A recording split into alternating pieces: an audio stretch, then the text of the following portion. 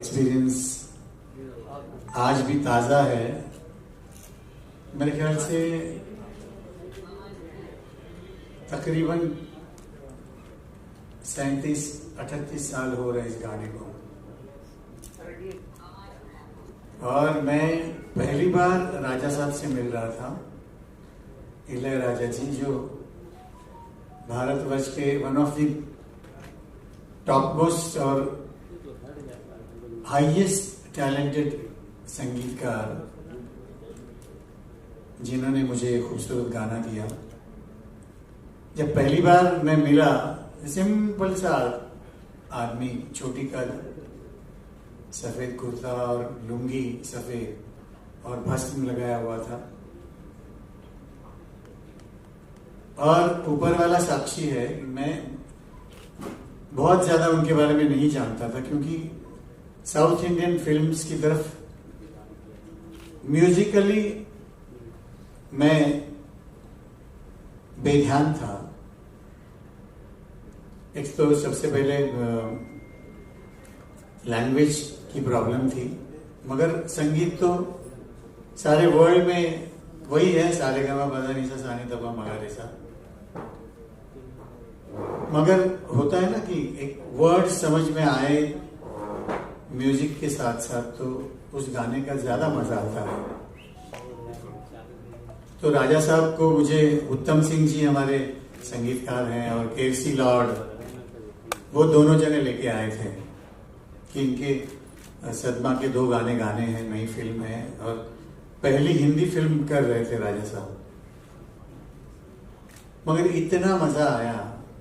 मुझे याद है ए जिंदगी जब गाना रिकॉर्ड हो रहा था, कोई 150-200 म्यूजिशियंस थे, और उसके अलावा गाना सुनने के लिए हमारी इंडस्ट्री के बहुत बड़े बड़े म्यूजिशियंस, कुछ म्यूजिक डायरेक्टर्स खाली गाना सुनने आए थे कि राजा साहब किस तरह काम करते हैं। आप सोचिए वो मंजर क्या होगा। वो बहुत बड़ा उत्सव था फिल्म सेंटर में। और मजे की बात है कि पहले 2, 2.5, 3 साल हालांकि ये गाना बहुत पॉपुलर है, ये मुझे मालूम ही नहीं था, ध्यान ही नहीं आया, क्योंकि आप सबकी दुआओं से रोज कभी कभी 3-3, 4-4 गाने गाया करता था मैं, इस स्टूडियो से उस स्टूडियो। जब एक प्रोग्राम में, शायद दिल्ली में था ये प्रोग्राम, और स्टेज पे मुझे कम से कम नहीं तो भी 50 चिट्ठियां आई थी कि ऐ जिंदगी गले लगा ले, गाना आप गा नहीं रहे। तो मेरा ध्यान गया, ये तो राजा साहब का गाना है। आप बिलीव नहीं करेंगे, मैंने अनाउंस किया कि भाई लोग, ये गाना मुझे, वर्ड्स मेरे पास नहीं है, क्या कोई मुझे वर्ड्स दे सकता है? तो मैं 1-2 गाने के गैप के बाद मैं ये गाना कोशिश करता हूं गाने की। आप सोच नहीं सकते, 7वें या 8वें मिनट में एक खूबसूरत सी लड़की गाना लिख के लेके आई, तो और ज्यादा अच्छा लगा। और फिर मैं अंदर गया, गाना 2-3 बार सुना मैंने, और फिर मैंने आके वो गाना गाया, और मुझे 3 बार गाना गाना पड़ा। तो आप सोचिए उस गाने की क्या पॉपुलैरिटी हो सकती है।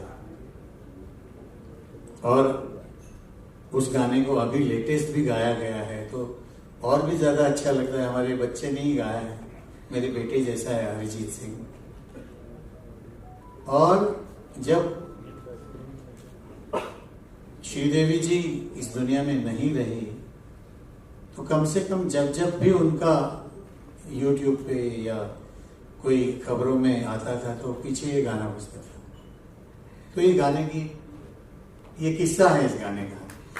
एक किस्सा सुरेश जी ने ही मुझे बताया, आपको बड़ा मजा आएगा उसको सुन के, बातचीत निकली है। तो जब इलियाराजा साहब आए और साहब ने देखा, तो एक ईश्वर स्वरूप एक वो व्यक्तित्व हैं, और एक ईश्वर जब दूसरे ईश्वर से मिलते हैं तो आपस में एक दूसरे की चीजें से वो होती हैं। उस टीम में एक 14 या 15 साल का बच्चा था, वो कीबोर्ड बजाता था, बहुत बढ़िया कीबोर्ड बजाता था, इतना बढ़िया कीबोर्ड बजाता था। उसका नाम था दिलीप, 12 साल का, 12 या 13 साल का। आप सोचिए, दिलीप नाम था उसका, जो बाद में पता चला। आप सोचिए उसका क्या नाम था, वो A.R. रहमान साहब। तो आप सोचिए कि मतलब ये ऐसे कुछ, बस इसी तरह के कुछ किस्से, कहानियां, अनकही कहानियां हमारे इस प्रोग्राम में आएंगी। यही इसका थीम है, यही है कि आप लोग सब एंजॉय करेंगे अपनी लाइफ को। जिस प्रकार आप भी समझते हैं कि हमारी लाइफ में कितनी परेशानियां हैं, लेकिन कुछ छोटी सी खुशियां हमारी उन सब परेशानियों को दूर कर देती है। वही है ये जिंदगी गले लगा ले विद सुरेश वाडकर साहब। और ये मेरा वादा है दोस्तों आपसे कि इस प्रोग्राम में जितना सुरेश वाडकर साहब ने जान डाली है, मैं इतना बता सकता हूं कि आप सबकी जिंदगी, आपकी जिंदगी आपको गले जरूर लगे। और बहुत खट्टे मीठे हमारे जो अनुभव है, किस्से हैं, वो इस प्रोग्राम में आने वाले हैं, जो हो सकता है आप लोगों ने नहीं सुने हो। तो खट्टे और मीठे, तो आप जान सकते हैं खट्टे में कितनी खटास होगी और मीठे में कितनी मिठास होगी। 2 से 3 पेज लिखे जा सकेंगे आराम से खट्टे में आप लोगों के लिए। तो मैं बहुत आभारी हूँ कुमार भाई का, और नाम भी इनके प्रोडक्शन का स्टूडियो रिफ्यूल तो रिफ्यूल तो रोज ही करना पड़ता है, और फिर स्कूटर हो या आपकी रोल्स रॉयस हो, पेट्रोल तो वही पड़ता है। तो मजा तो पेट्रोल का ही आने वाला है। और मैं चाहता हूं, ये मैं पहली बार जिंदगी में इस तरह का कोई शो प्रोग्राम रेडियो के लिए कर रहा हूं सबसे पहले, फिर साइमल्टेनियसली हम लोग इसके शोज भी प्लान कर रहे हैं। ये कारवां बनता रहेगा दोस्तों। ये एक फूल है, एक प्यारा सा फूल है, ऐ जिंदगी गले लगा ले, जिसकी खुशबू महकना बहुत जल्दी शुरू कर देगी और आप उसकी खुशबू सुन के इतना आपको फ्रेशनेस मिलेगी और ये कारवां आगे बढ़ता चला जाएगा, चाहे वो शोज के माध्यम से हो, चाहे पॉडकास्ट के माध्यम से हो, लेकिन मजा आप सबको जरूर आने वाला है।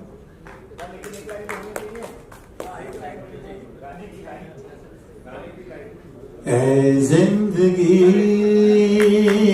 गले लगा हमने भी तेरे हर एक गम को गले से लगाया है ना। दोस्तों मैं चाहता हूं ये पूरा ये गूंज उठे, ये इतनी सुरीली आवाज जो आप सुन रहे हैं, वी आर ब्लेस्ड कि सुरेश जी हमारे बीच में लाइव आपको ये गाना देंगे। ये एक बहुत बड़ा आशीर्वाद है। आप बड़े, आप उम्र में छोटे भी होंगे और बड़े भी हैं, लेकिन ये आशीर्वाद स्वरूप आप इसे प्लीज लीजिए और एक जोरदार ताली बजा दीजिए। किससे गानों के साथ मैं लोगों को सुनाऊंगा, और ऐसे गाने हैं जो लोगों ने सुने होते हैं। बहुत बाज़ वक्त ऐसी चीजें होती है कि मैं कहीं जाता हूं और समझ लीजिए इंडिया में भी या इंडिया के बाहर कोई गाना गाता हूं तो सडनली लोग एक दूसरे को देखते हैं, अच्छा ये इन्होंने गाया हुआ है। तो ये कब पॉसिबल होता है? जब आपके गाने रेडियो में बहुत ज्यादा बजे जाते हैं। दोस्तों ये बहुत बड़ा सच है, रेडियो हमारी जिंदगी का एक इतना बड़ा आयाम है।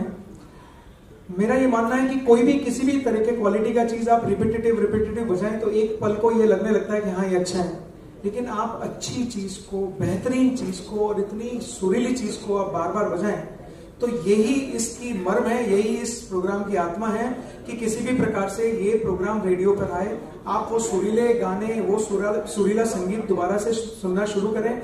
ये मुहिम में आप सब लोगों का साथ 95% है जो दूसरा कंटेंट देते हैं, मैं उसके बारे में कुछ ज्यादा नहीं बोलूंगा, लेकिन हम 5% में सही।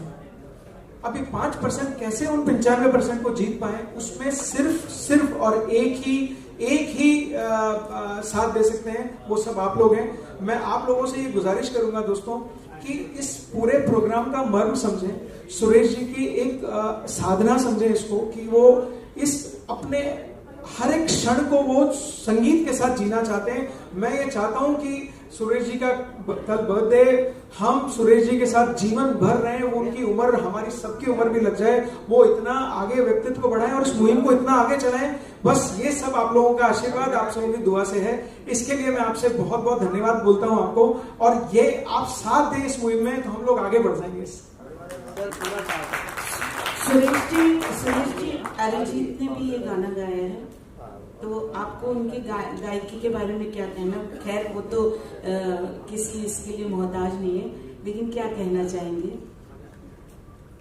बहुत अच्छा गाने वाला लड़का है, और मुझे अगर पूछें तो बहुत तैयार सिंगर है वो। तो क्लासिकल भी ऐसा गाता है कि आदमी हैरान हो जाए। तो और हमारे बेटों जैसा है, पद्मा को तो अभी भी वो मॉम ही बोलता है, क्योंकि उसकी फेम गुरुकुल में ये उसकी मेंटर थी। क्या बात है। सबसे ज्यादा दुख लगा जिस दिन उसको इन्होंने निकाल दिया 5वें नंबर पे, 6ठे नंबर पे। पद्मा इतना रोई थी आके घर में, और मुझे रोज कहती थी कि सुरेश जी आप उस लड़के को सुने यार, क्योंकि वो सही में म्यूजिकल दुनिया में अपने आप में ही मस्त रहता था वो। बाकी के बच्चे हो सकता है मस्ती कर रहे हुए उधर, ये एक कोना पकड़ के सुरमंडल लेके गाने का रियाज करते बैठता था। जब उसका मैंने गाना सुना है जिंदगी, बहुत खूबसूरत लगा। उसने अपनी आवाज में एक बहुत खूबसूरत उसका गुलाब बनाया था उसने, जो हमको बहुत अच्छा लगा। भगवान उसकी हमेशा रक्षा करे और वो भरपूर गाते रहे, ये हमारी ख्वाहिश है और उसका आशीर्वाद है। अच्छा, मेरे 2 सवाल हैं। ये कौन से रेडियो पे आएगा? विल इट बी नेशनली और internationally? It will be A national. मैं माफी चाहूंगा आपको बीच में जाना। रिवील अभी इसलिए नहीं कर रहा हूँ कि कुछ चीजें पर्दे के पीछे रहें तो उनका आनंद कुछ और ही आता है। तो अभी ये एपिसोड्स अगले वीक से बनना शुरू होंगे। लगभग 200 एपिसोड हम लोग बना रहे हैं। ये प्रोग्राम दर्शकों के सामने या रेडियो पे जब भी है, ये मेरे ख्याल से आप ये मान के चलिए कि दिवाली का हम आप सबके लिए गिफ्ट होगा। बट किस चैनल पे आएगा ये शायद ऐसी एक प्रेस कॉन्फ्रेंस हम करेंगे, उस टाइम पे हम रिवील करेंगे। सुरेश जी, मेरा लास्ट सवाल आपके लिए। आपने कहा खट्टी मीठी बातें बताएंगे आप। मीठी बातें तो खैर बताएंगे ही, खट्टी बातों को कितना एडिट करेंगे? खट्टी बातों को एडिट नहीं किया जाता है, क्योंकि वो होती ही खट्टी है, तो कितना एडिट करेगा इंसान? आई प्रॉमिस कोई खट्टी बात एडिट नहीं होगी। खट्टी बात सुन के ही तो आपके मुंह में पानी छूटेगा ना, तो उसको तो पूरी बोलनी पड़ेगी। और शायद वो सीख होगी इतने बड़े लेजेंडरी इंसान, जिसके लिए खट्टी होगी ना, उसकी जिंदगी बन जाएगी। क्यों? क्योंकि उसको किसी ने बोला नहीं कि जब आदमी कलाकार बहुत बड़ा बन जाता है, बहुत आगे बढ़ जाता है, तो उसकी कमियां किसी को नजर नहीं आती, उसकी अच्छाइयां नजर आती है। लेकिन इतना बड़ा लेजेंडरी एक व्यक्ति जब वो खट्टी बात बोलेगा तो वो इतना ज्यादा, मतलब उसको कहते हैं ना, चंदन और पानी, वो सब कुछ हो जाएंगे, उनकी ग्रोथ और बढ़ जाएगी। देव जी, आप IIT से एंकर और प्रोड्यूसर बन गए, इसके ये कैसे हुआ? देखिए, ये सब माता और पिता का आशीर्वाद होता है। हम तो कुछ होते नहीं है, जीन्स होते हैं। आप जो मेरे पिताजी कथावाचक थे और बड़े ही सुरीले गीत भजन गाया करते थे। उसी तर्ज पर हम लोग कुछ आगे बढ़े। लेकिन जीवन देखा जाए तो बहुत कठिन है और देखा जाए तो बहुत सरल भी है। आप कैसे अपनाते हैं इस बात को आपको देखना होता है। बट कठिनाइयों का जो जीवन होता है उसमें बहुत कुछ सीख मिल जाती है इंसान को। तो ये यूं मान लीजिए कि जैसे किसी को जीन्स में डायबिटीज होती है, किसी को वो होती है। मुझे संगीत नहीं आता है, मैं इतना ज्ञान नहीं रखता संगीत का, लेकिन हाँ, मैं संगीत के लिए जीता हूँ। ये प्रोग्राम यहाँ आना, सुरेश जी तक मुझे पहुंचाना, रमन भाई का माध्यम, सचिन भाई का माध्यम यहाँ तक ले आया, तो मैं खुद नहीं आया। ये किसी ईश्वर की लीला है जिसको मैं सिर्फ, उन्होंने मेरी उंगली पकड़ी और मैं यहाँ तक चलाया। इसमें मेरा कोई योगदान नहीं है, कोई भी योगदान नहीं है सर। मुझे जिस लायक ईश्वर ने बनाया, मेरे माता पिता ने बनाया या मेरे दोस्तों ने बनाया, मैं उसी तर्ज पर आगे बढ़ रहा हूँ। आगे बढ़ने से पहले सुरेश सर चरखा गाना सुनना चाह रहे थे सर, सारे रिपोर्टर्स। उन्होंने पहले ही बोला था कि सर आएंगे तो चप्पा चप्पा चरखा चले। क्या बात है, तैयारी पूरी है।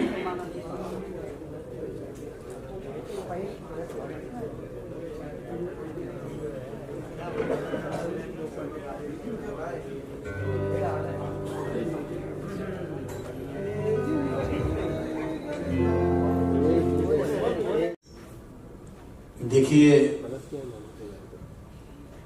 मैंने जिनसे गाना सीखा है, मेरे गुरुजी पंडित जियालाल वसंत,